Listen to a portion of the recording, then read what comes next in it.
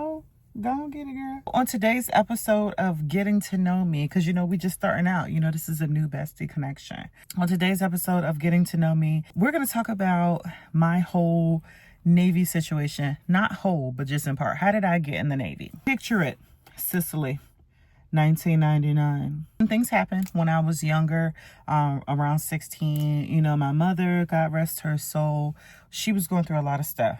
I'm not going to say that I was a perfect child. At that point in my life, I thought I was a perfect child.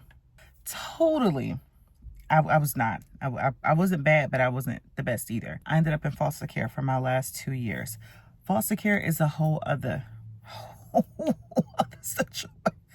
Woo! Because of the turmoil that I had in going foster home, a lot of things happening there, I ended up in the military, okay? I was emancipated from foster care when I graduated at 17. And thank God for my sister. She came in, swooped in, made sure I had somewhere to go. And I stayed with her. I worked at Hardee's. Some of y'all know it as Carl's Jr. for a few months until I left. And went to boot camp. I went to boot camp on October the 25th of 1999. And when I left, I thought I was doing something. Like I was excited. I depped in or whatever. And that's the delayed entry program. For those of you that don't know, you sign now and go later. It took about 3 months for me to go, but I went. And that was my first time being on a plane. That was my first time leaving anywhere, going by myself. I had been out of the state of Virginia a couple times, but not to that extent, right? Nothing farther than a day's road trip. I get to Chicago O'Hare. They let us go into the USO. And the USO was like where all the military people hang out in the airport or whatever. It was real nice. So we go in there and they're giving us chips and soda and stuff. And we're sitting there and everything is cool. And then this guy comes in and was like, I'm so-and-so and this and anything. I don't remember the exact verbiage. But the next thing I know is a bunch of yelling, screaming, hollering, and cussing. And he was like, take your MFN earrings off, sailor. And I was like, who are you talking to? He was talking to me. So yeah. He made, I had to take my earrings off. Thank God I had already cut my hair because my recruiter had told me about how they cut your hair back then. Like they pull it back in a ponytail and wipe the ponytail off. And then it was the worst haircut in history, worse than the guys. They made us tuck our shirts in. It was a hot, stinking, funky. It was people crying. A couple of people tried to run off, and I'm just standing there. And I took my earrings off, and he was like, "Give me your earrings." So I gave him my earrings, and I was like, "Are you gonna give those back?" And he was like, "Oh, I tell you to talk to me." And I'm thinking to myself, like, why he keep yelling at me? Like, what's wrong? And being that I'm not gonna say I'm aggressive. Things happen. We left. We got on this bus, a charter bus. They put us on a charter bus, and it's dark. It's pitch black, so it's like 10-something at night, right? And we're riding through, I don't know where we're going, other than boot camp in Great Lakes, Illinois. On the screens, they're showing you all this stuff. Like, this is what you're going to be doing when you get there.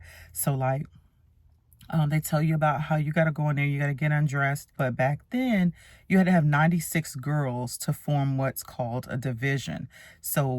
And they would take that 96 girls and break us in half, 48 and 48, and you would go into a co-ed division. So those two divisions would be sister divisions. And all sister divisions means is that all your girls live together.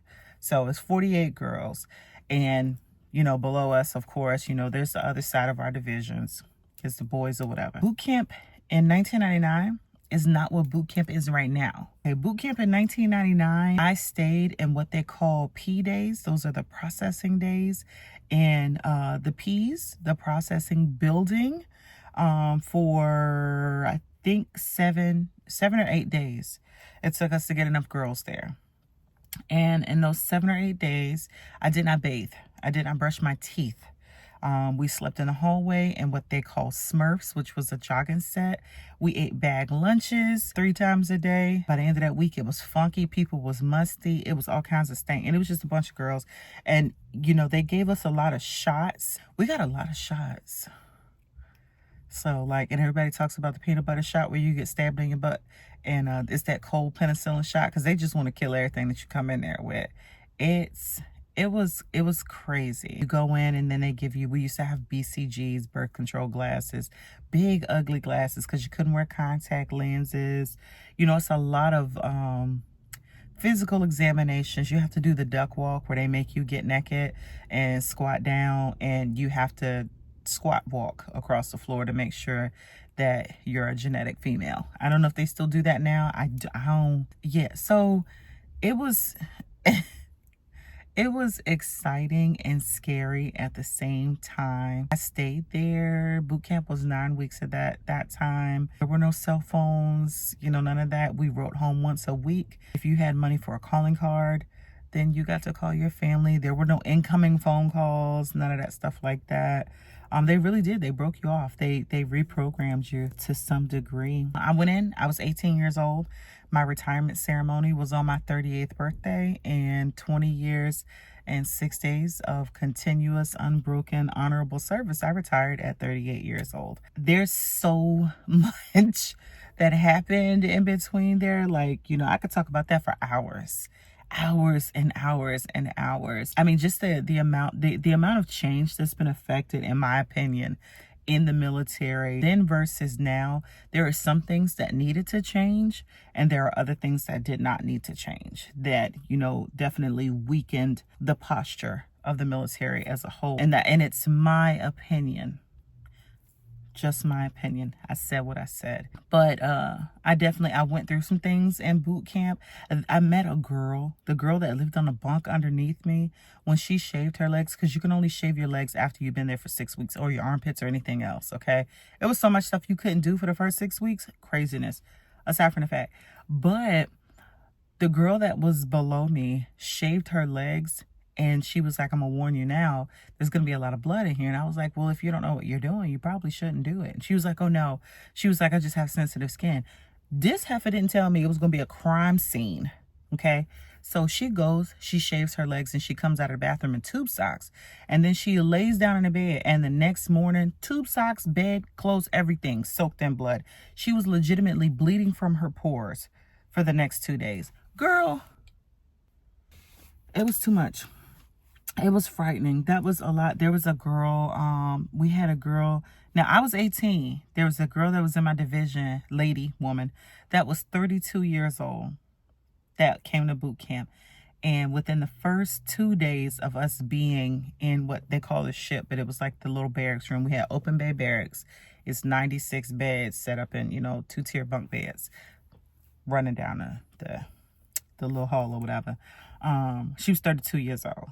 And somebody didn't put toilet paper on the toilet paper holder. And she had already went off because there was no doors on the whatchamacallit. You couldn't close the door when you went to the bathroom. Like in the stall, there were no stall doors.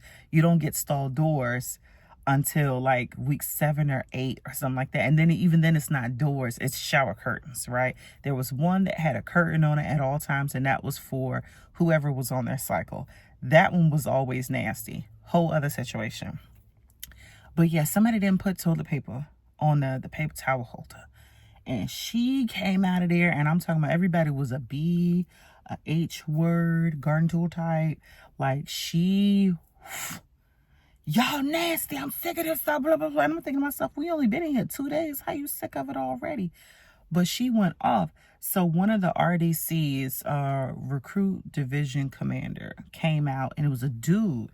DC1 Unger, I remember him. He was so fine too. He was a white dude.